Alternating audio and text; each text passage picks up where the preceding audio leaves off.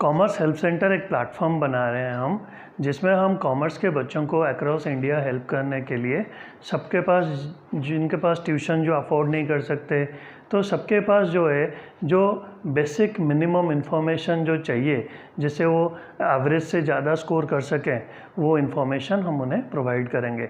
और बाकी जो 90% हैं उन्हें वो सब कुछ सारा मटेरियल मिलेगा जो वो आराम से 90% से ज़्यादा स्कोर कर सकते हैं। तो यहाँ पर क्या है, हम अकाउंट्स, इकोनॉमिक्स, बिजनेस स्टडीज़, ये जो 3 मेजर सब्जेक्ट है कॉमर्स का, इसका वीडियो बना के अपलोड करेंगे। और बाकी जो रिलेटेड सब्जेक्ट है जैसे इंग्लिश और मैथ्स, वो भी बाद में करेंगे। तो अभी जो है ये वीडियो हम बिजनेस स्टडीज़ का बना रहे हैं क्लास 12th के लिए, और जो पहला चैप्टर है nature and significance of management, उस चैप्टर का वीडियो बना रहे हैं। तो अब बिजनेस स्टडीज़ में प्रॉब्लम्स क्या होता है बच्चों को, पहला चीज़ जो है वो जब पढ़ने लगते हैं, 2 बुक्स है, 3 चैप्टर पढ़ने के बाद जब चौथा चैप्टर में जाते हैं वो पहला चैप्टर भूल जाते हैं। एक ये प्रॉब्लम होता है। दूसरा क्या प्रॉब्लम होता है, दूसरा ये होता है जब वो सारा बुक पढ़ लिया उनको लगता है कि सबका आंसर तो सेम ही है, एक जैसे, तो फिर वो कुछ डिफ्रेंशिएट नहीं कर पाते हैं। तो ये इसीलिए होता है क्योंकि उनका कंसेप्ट में क्लैरिटी नहीं होता, वो रटने लग जाते हैं, बिना समझ के पढ़ते हैं, तो इसीलिए होता है। तो हम यहाँ पे क्या करेंगे, सीधा बोर्ड पॉइंट ऑफ व्यू से डे 1 से सारे चैप्टर करेंगे। क्योंकि नॉर्मली बच्चे पहले पढ़ते हैं, फिर बोर्ड से पहले फिर सैम्पल पेपर वगैरह करते हैं, बोर्ड से कुछ दिन पहले उन्हें समझ आता है भाई कैसे पढ़ना है। तो अब हम ये जो चैप्टर कर रहे हैं वो करने से पहले हम पहले डिस्कस करते हैं क्वेश्चन कैसे आते हैं। 1 मार्कर आते हैं, 3/4 मार्कर आते हैं और 6 मार्कर आते हैं। तो कोई भी चैप्टर अगर हम उठाएंगे तो हम थोड़ा सोच के पढ़ेंगे कि भाई 1 मार्कर क्या आ सकता है, 3 या 4 मार्कर क्या आ सकता है, या 6 मार्कर क्या आ सकता है। अकॉर्डिंगली हम पढ़ेंगे, क्योंकि बुक में तो सब एक जैसे लिखा हुआ है। मैनेजमेंट क्या है, डिफाइन मैनेजमेंट, 1 पेज लिखा होगा, लेकिन हमें 1 लाइन आना चाहिए क्योंकि 1 मार्कर है, और ये आता भी नहीं है। तो ऐसे बातचीत करके क्या आएगा क्या नहीं आएगा, और कैसे वो हॉट्स देते हैं, क्वेश्चन को समझ के तुम्हें करना है, वो सारा चीज़ यहाँ पे हम डिस्कस करेंगे इस प्लेटफॉर्म में। तो अब हम कर रहे हैं nature and significance of management. तो ये जो चैप्टर है nature and significance of management, इसमें जो है 10 टॉपिक कवर करेंगे हम। छोटे छोटे जो है 10 पॉइंट बना के इसको हम पढ़ेंगे कि मैनेजमेंट क्या है, फिर एफिशिएंसी वर्सेस इफेक्टिवनेस, फिर हम पढ़ेंगे फीचर्स ऑफ मैनेजमेंट, फिर हम पढ़ेंगे इम्पोर्टेंस ऑफ मैनेजमेंट, फिर हम पढ़ेंगे management is an art as well as a science, defend और रिफ्यूट, फिर हम पढ़ेंगे is management a profession, defend और रिफ्यूट, फिर हम पढ़ेंगे कोऑर्डिनेशन क्या है, is coordination the essence of management, comment, फिर हम पढ़ेंगे लेवल्स ऑफ मैनेजमेंट, फिर हम पढ़ेंगे ऑब्जेक्टिव्स ऑफ मैनेजमेंट। ऐसे करके ये पूरा चैप्टर को हम एक एक चीज़ को डिटेल में क्वेश्चन आंसर की तरह पढ़ेंगे, चैप्टर की तरह नहीं, जैसे हम बोर्ड के एग्ज़ाम के लिए तैयारी कर रहे हैं। तो अब हम इस वीडियो में जो है 3-4 टॉपिक करेंगे, फिर उसका अगला वीडियो में फिर 3-4 टॉपिक, ताकि बच्चे बोर भी ना हो और इसी को अगर 2-3 बार सुन लो, पढ़ने का भी ज़रूरत ना पड़े। पहला चीज़, मैनेजमेंट क्या है, डिफाइन मैनेजमेंट। तो ये बेसिक क्वेश्चन है, कोई भी अगर टीचर आएगा पहले पढ़ाने लगेगा, बोलेगा what is management, what do you mean by management, define management. तो मैनेजमेंट क्या है, management means getting things done through others, दूसरों से काम करवाना मैनेजमेंट है। खुद अगर काम करोगे तो लेबर हो। तो मैनेजमेंट जो है, लेकिन बुक में क्या है, ये कभी कभी जो है इसी डेफिनेशन में 2 वर्ड वो और ऐड कर देते हैं, एक है एफिशिएंटली, दूसरा है effectively. Management means getting things done through others efficiently and effectively. तो अब ये मैनेजमेंट जो है ये तो आएगा नहीं हमें, लेकिन आ गया दूसरों से काम कराना। Management means getting things done through others, और we can say that management means getting things done through others efficiently and effectively. तो अब दूसरा 10 में से एक क्वेश्चन हो गया, दूसरा क्वेश्चन में आते हैं। दूसरा क्वेश्चन क्या है, ये जो टर्म है एफिशिएंसी और इफेक्टिवनेस, ये दोनों का बीच का डिफरेंस ये थोड़ा सा ट्रिकी है। एफिशिएंसी, इफेक्टिवनेस, ये हमें समझना है। इसका कोई क्वेश्चन नहीं आएगा कि भाई distinguish between efficiency and effectiveness.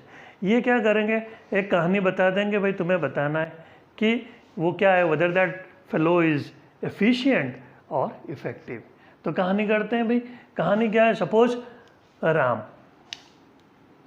Ram एक बंदा था, इसे एक काम दिया गया कि भाई 10 चेयर बनाना, 10 चेयर का ऑर्डर मिला इसे, और इसे बताया गया कि भाई 10 डेज में जो है डिलीवरी चाहिए, और पर चेयर का कॉस्ट जो है सपोज 200 रुपीज़ पर चेयर आना चाहिए। इतने खर्चे में 10 दिन में राम को ऑर्डर मिला है 10 चेयर का। तो राम क्या किया, मेहनत करके 9 दिन में बना दिया। लेकिन जल्दी में करोगे तो कहीं कहीं एक्स्ट्रा पे करना पड़ा, तो इसका खर्चा लग गया 250 रुपया पर चेयर। क्योंकि कभी भी हम किसी को कोई भी काम जल्दी बोलते हैं ज़्यादा पैसा लगेगा। तो इस केस में ये क्वेश्चन दे देंगे कि भाई राम को ऐसे ऑर्डर मिला था, इसको ये टारगेट दिया गया था कि भाई तुम्हें 10 डेज में 200 पर पीस के हिसाब से 10 चेयर बना के देना है। और राम क्या कह रहा, 10 डेज के अंदर तो दे दिया, लेकिन चेयर का कॉस्ट जो है 250 आया। तो वेदर राम इज़ एफिशिएंट और राम इज़ इफ़ेक्टिव, ये हमें सोच के बताना है। तो सिंपल टेक्निक है, एफिशिएंसी जो है ये टाइम से रिलेट करता है और इफ़ेक्टिवनेस जो है कॉस्ट से रिलेट करता है। तो अब ये क्या है, टाइम में तो करके दे दिया, तो ये एफिशिएंट तो है, बट ये इफ़ेक्टिव नहीं है क्योंकि कॉस्ट बढ़ गया। अगर यही चीज़ राम क्या करता, भाई 150 रुपये में कर दिया, लेकिन 1 महीने में दे रहा है, 25 डेज में दे रहा है, तो वो कॉस्ट के हिसाब से तो कर लिया, लेकिन टाइम से दे नहीं पाया। कभी कभी कोई चीज़ अगर टाइम से ना मिले तो बेकार हो जाता है। तो दैट फेलो इज़ इफ़ेक्टिव क्योंकि वो कॉस्ट तो बचा लिया, कॉस्ट के हिसाब से कर लिया, बट इज़ नॉट एफिशिएंट। तो एफिशिएंट और इफ़ेक्टिवनेस के जो डिफरेंस है वो टाइम और कॉस्ट है। हमें ये समझना पड़ेगा कि एफिशिएंसी यहाँ पर मतलब the person complete the job within the time limit, that fellow is regarded as efficient. And if the person finish the job within according to the cost benefit analysis, then that fellow is regarded as effective. तो efficiency और effective जो है वो clear हो गया होगा, क्योंकि इसका कोई क्वेश्चन नहीं आएगा थ्योरेटिकल कि भाई डिस्टिंग्विश बिटवीन एफिशिएंसी और इफेक्टिवनेस या ये है क्या। बस हमें समझना है कि हम कैसे दोनों को डिफ्रेंशिएट कर सकते हैं ताकि सिर्फ एक लाइन लिख सकते हैं। तो अब हम तीसरे क्वेश्चन में चलेंगे। अब ये ख़त्म हो गया, अब हम करेंगे फीचर्स ऑफ मैनेजमेंट। अब नेक्स्ट क्वेश्चन जो है वो है फीचर्स ऑफ मैनेजमेंट। तो ये जो क्वेश्चन है फीचर्स ऑफ मैनेजमेंट, इसमें हम बेसिकली ये 6 मार्कर आ सकता है, लेकिन बोर्ड में ये आता नहीं है। ये स्कूल पॉइंट ऑफ व्यू से इम्पोर्टेंट है, स्कूल का जो इंटरनल्स वगैरह होगा उसमें आएगा फीचर्स ऑफ मैनेजमेंट। लेकिन इसमें जो है ये फीचर जो है ये कॉमन है, प्लानिंग में भी फीचर्स आएंगे, ऑर्गेनाइजिंग में भी फीचर्स आएंगे, ये सब आगे के चैप्टर है। तो हम जब फीचर्स पढ़ेंगे तो हम रिलेट कर सकते हैं, कुछ फीचर्स कॉमन है। तो एक जगह पढ़ो, सब जगह चेपो, ठीक है। तो 3 जगह वही सेम चीज़, अगर कंसेप्ट में चेपना आ गया तो पढ़ाई जो है बहुत इजी हो जाएगा, बिजनेस स्टडीज़ का सब रिलेटेड है। तो अब देखते हैं फीचर्स ऑफ मैनेजमेंट करते हैं। तो मैनेजमेंट का जो है हमें 6 फीचर्स याद रखना है, क्योंकि मैक्सिमम 6 मार्कर आ सकता है और ये स्कूल में आएगा, बोर्ड में तो ये आता ही नहीं है, ठीक है। लेकिन फीचर्स प्लानिंग का किसी और चैप्टर का देंगे जिसमें इसमें से कुछ फीचर होते हैं, तो वो हम तब लिखने में हमें हेल्प करेगा, तो इसलिए अभी इसको ध्यान से समझेंगे। तो पहला फीचर जो है यहाँ पर बोर्ड में सारे फीचर्स मैंने लिख दिया, ठीक है। 7 फीचर्स में लिखा हूँ, क्योंकि अगर एक भूल गए तो 6 याद रखना है। तो पहला फीचर जो है हम डिस्कस करेंगे एक एक करके फीचर, वो है गोल ओरिएंटेड प्रोसेस। तो मैनेजमेंट जो है उनका एक एम, एक टारगेट होता है, ठीक है। तो जैसे मतलब सपोज कोई स्कूल है, उनका गोल क्या होगा कि भाई बच्चों का एडमिशन हो नर्सरी में, ताकि स्कूल क्लास भरा रहे, तो वही बच्चे पढ़ के 12वीं तक जाएंगे। तो कोई भी मैनेजमेंट हो, जैसे हॉस्पिटल है, क्या है भाई पेशेंट कहीं से भी इकट्ठा करो, तो उनका गोल होता है, एम होता है, टारगेट होता है। अगर कोई एम ही नहीं है, कोई गोल ही नहीं है, कोई टारगेट ही नहीं है, मतलब मैनेजमेंट ही नहीं है। तो पहला पॉइंट जो था वो था management is A goal oriented process. तो यहाँ पर जो काम करा जाता है, एक टारगेट, एक गोल को ध्यान में रख के किया जाता है। Second point pervasive. ये परवेसिव जो है ये कई जगह आएगा ये फीचर, तो परवेसिव क्या है समझना जरूरी है। परवेसिव मतलब एप्लीकेबल एवरीवेयर। तो कोई भी ऑर्गेनाइजेशन हो, स्कूल हो, हॉस्पिटल हो, या कोई क्लब हो, या कोई एसोसिएशन हो, या कोई इंडस्ट्री हो, सब जगह मैनेजमेंट है। स्कूल वालों का स्कूल मैनेजमेंट अलग, इंडस्ट्री में अलग, हॉस्पिटल में अलग, सबका गोल अलग, और सब एक ही तरीके से दूसरों से काम करा के गोल की तरफ बढ़ते हैं। The definition of management states that getting things done through other, सब जगह मैनेजमेंट दूसरों से काम करा के अपने लक्ष्यों की तरफ ऑर्गेनाइजेशन को ले जाते हैं।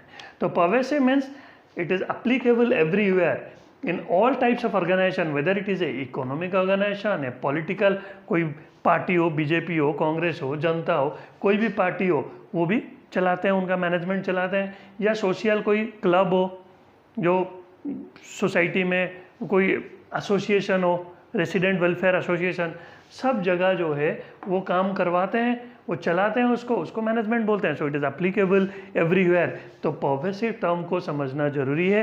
परवेसिव मतलब एग्जांपल देके ये फंसा देंगे कि भाई ये क्या है, कहाँ से आया, तो ये कौन सा फीचर ऑफ मैनेजमेंट पहचानो, तो पहचान कौन में ही पूरा बिजनेस स्टडीज़ निकल जाएगा, क्योंकि वो कोई भी टॉपिक उठा लेंगे और बोलेंगे क्या है, वो टर्म को एक लाइन लिख दो, पहचानने के लिए 1 मार्क, उसके बारे में लिखने के लिए 2 मार्क। एक एग्जाम्पल दोगे और एक लाइन लिखोगे तो 3 मार्क का आ सकता है। तो ये परवेसिव जो है ये कई जगह है, तो ये इम्पोर्टेंट फीचर जो मैनेजमेंट में पढ़ रहे हैं हम, सब जगह चलेगा, ये समझना है।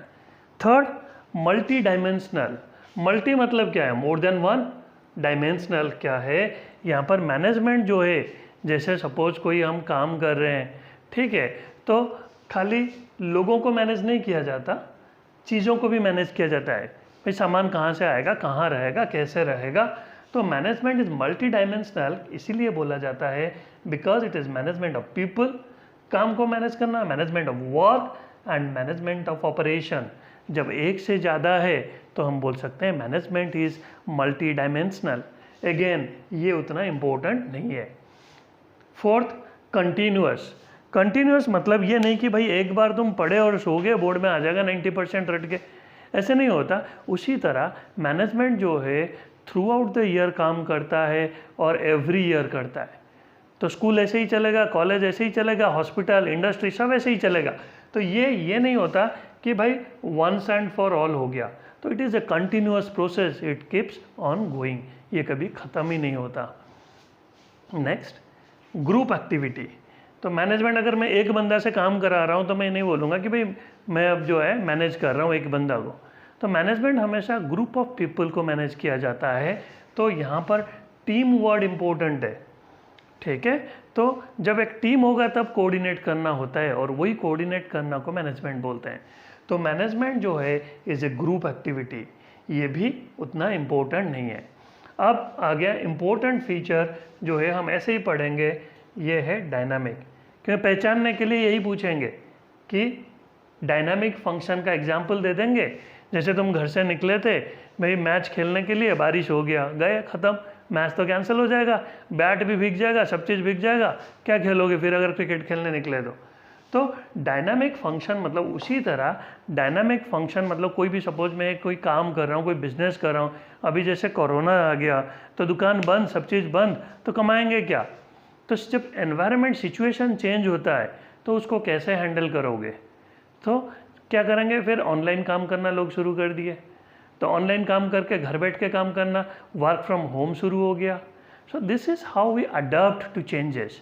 तो मैनेजमेंट का ये इम्पोर्टेंट फंक्शन है कि it is dynamic in nature. Dynamic मतलब to adopt according to the need, according to the time, according to the situation.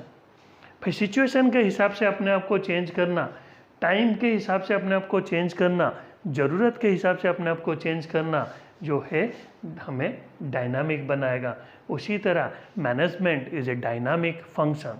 अब last but not the least, that is it is an intangible force. Intangible, ये तो सारे commerce के बच्चे accounts में पढ़ रखे हैं कि भाई goodwill is an intangible asset.